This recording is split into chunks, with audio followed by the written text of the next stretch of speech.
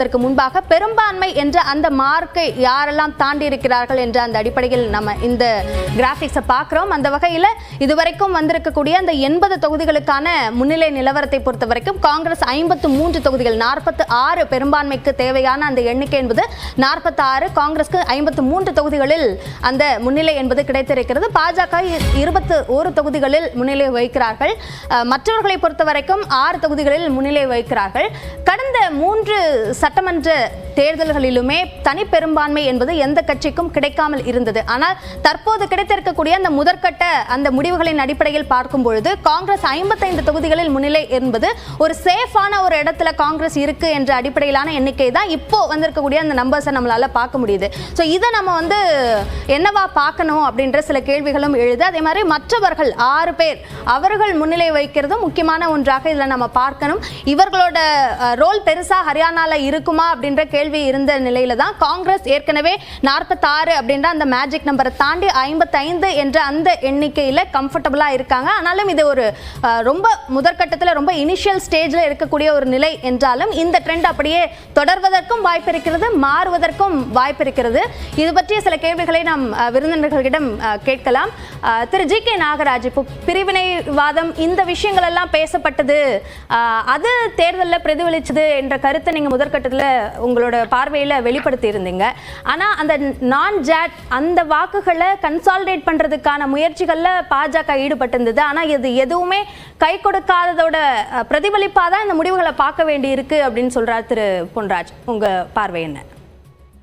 இல்ல, ஒரு நல்ல விஷயம் என்னன்னா, ஒரு கத்தியோ ஒரு துப்பாக்கியோ நாட்டின் வெற்றிக்காக நாட்டின் நன்மைக்காக பயன்படுத்துவது என்பது வேறு.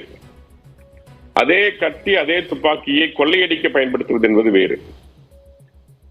பாஜகவை பொறுத்த வரைக்கும் தேசியம் என்கின்ற, தேசத்தின் வளர்ச்சி என்கின்ற, வளர்ந்த இந்தியா என்கின்ற, வளர்ச்சியடைந்த பாரதம் என்கின்ற அதை நோக்கி அனைவரையும் பயன்படுத்திக் கொள்கிறது, நல்வழியில் பயன்படுத்திக் கொள்கிறது. ஆனா காங்கிரஸ் போன்ற கட்சிகள் ஜாதியை, சமுதாயத்தை, மதத்தை தன் குடும்ப நன்மைக்காக பயன்படுத்திக் கொள்கிறது. நம்முடைய பொன்ராஜ் அவர்கள் சொன்னாங்க, மைக்ரோ லெவல்ல பண்றோம், மைக்ரோ லெவல்ல அனலைஸ் பண்றோம், எந்த சமுதாயம் முன்னுக்கு வர வேண்டும் என்று அனலைஸ் பண்றோம். ஏன் வரல? 55 ஆண்டு காலம் ஏறக்குறைய காங்கிரஸ் ஆட்சி செய்திருக்கிறது. இந்திரா காந்தி அம்மையார் பேசுறப்ப கரீபி உட்டாவ், அதாவது வறுமை ஒழிப்போம், அப்படித்தான் அவங்க ஆரம்பிச்சாங்க. 55 ஆண்டு கால கோஷத்துல ஆட்சியில வறுமை ஒழிக்கப்படவில்லை, ஏழ்மை ஒழிக்கப்படவில்லை. ஆனால் 80 கோடி மக்கள் வறுமையில் இருந்தவர்களை 25 கோடி பேரை மீட்டு வெளியே கொண்டு வந்து சாதனை படைத்தது பிரதமர் நரேந்திர மோடி அவர்கள் தலைமையிலான ஆட்சி. அதனால அது மதமாகட்டும், சாதியாகட்டும், சமுதாயமாகட்டும், அதை நாட்டின் இந்திய வளர்ச்சியின் நன்மைக்காக பயன்படுத்துகின்ற கட்சி பாரதிய ஜனதா கட்சி. அவங்க காங்கிரஸ்காரங்க சொன்னாங்க, ஜம்முல நிலைமை வேற, ஆனால் காஷ்மீர் நிலைமை வேற. ஏனென்றால் காஷ்மீர்ல அங்க இருக்கின்ற மதம் சார்ந்த ஒரு பிரிவினைவாதம், தூண்டப்பட்ட ஒரு பிரிவினைவாதம். மதம் முக்கியமா தேசிய முக்கியமா என்று சொன்னால் எனக்கு மதம் முக்கியம் என்று சொல்கின்ற ஒரு பிரிவினைவாதம் அங்கே காங்கிரஸ் ஊற்றி வைத்திருக்கிறது. ஆனால் அதையும் தாண்டி ஜம்மு காஷ்மீரில் மதமல்ல முக்கியம், இந்த தேசம் முக்கியம், இந்த தேசியம் முக்கியம் என்று அங்கே தொடர்ந்து மக்கள் பிஜேபிக்கு வாக்களித்துக் கொண்டிருக்கிறார்கள். அதுதான் அவங்க கூட சொன்னாங்க, ஜம்முல எல்லாம் வருவாங்க, காஷ்மீர்ல அவங்க வரமாட்டாங்க. அந்த அளவுக்கு நம்பிக்கையோடு காங்கிரஸ் இருக்கிறது என்றால், காங்கிரஸ் எப்படி இருந்த கட்சி எப்படி போய்விட்டது, காங்கிரஸ் இன்று முஸ்லிம் லீக்காக சுருங்கிவிட்டது என்பதுதான் உண்மை. உண்மையிலேயே மத அரசியல் என்று சொன்னால் இவர்கள் பேசுவதே சாட்சி. காஷ்மீர்ல ஜெயிக்க முடியாதுன்னு சொல்றாங்கன்னா, ஏனென்றால் அங்கே இஸ்லாமியர்கள் அதிகமாக வாழ்கிறார்கள், அங்கே பிஜேபி ஜெயிக்க முடியாது என்று சொன்னால், அப்போ நீங்க ரொம்ப தெளிவா உங்களுடைய பிரிவினைவாதத்தை அங்கே முன்னிறுத்தி இருக்கிறீர்கள், அங்கே நீங்கள் மதத்தை அடிப்படையாக கொண்டு அரசியலை முன்னிறுத்தி இருக்கிறீர்கள். அதனாலதான் உங்களுக்கு நம்பிக்கை இருக்கிறது, நாங்கள் அதிக ஓட்டு வாங்குவோம் என்று.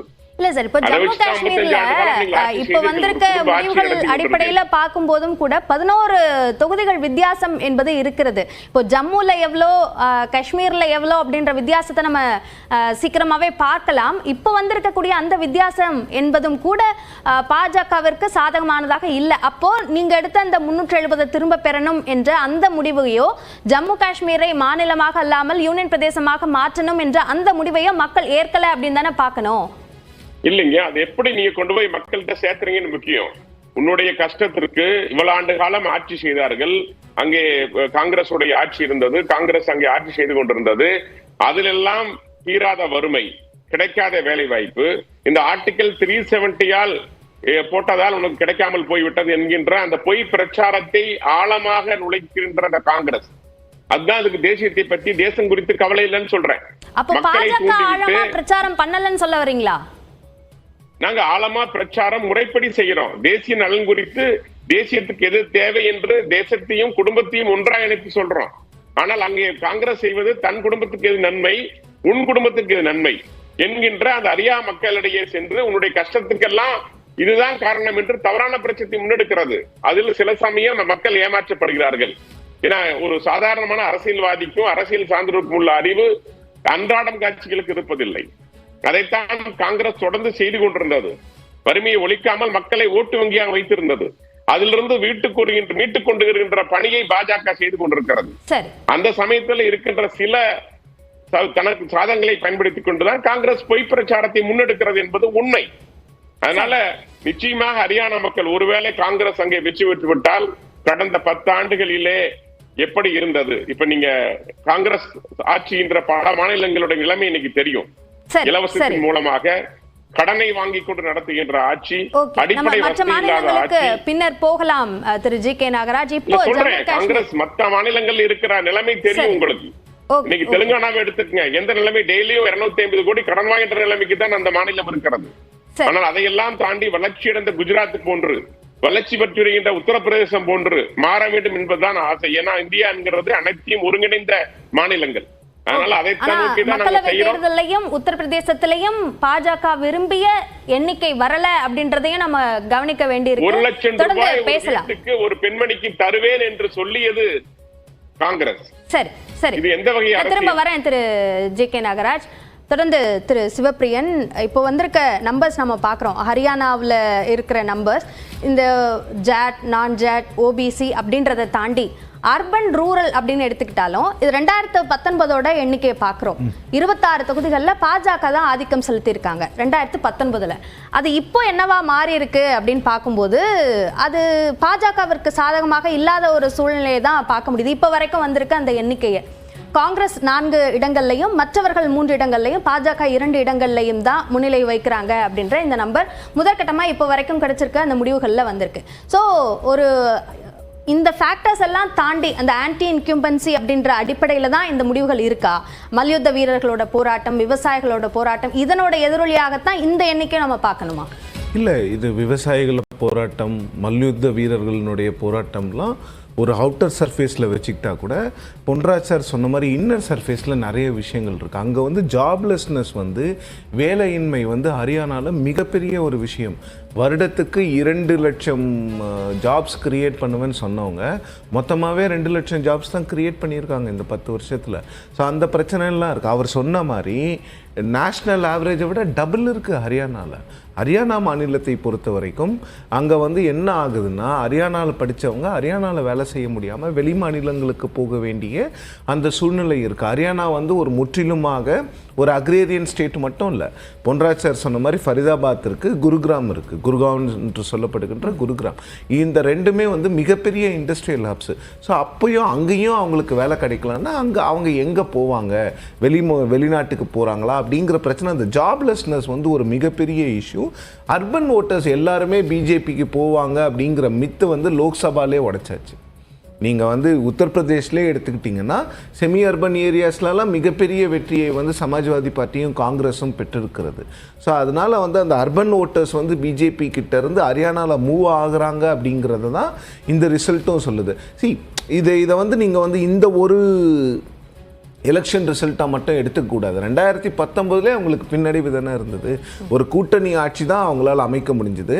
அதன் பிறகு நிறைய பிரச்சனை, அங்கே வந்து ஜாட் நான் ஜாட் பிரச்சனைகள், அது மட்டும் இல்லாமல் இந்த ஜாப்லெஸ்னஸ் மிகப்பெரிய விஷயம்.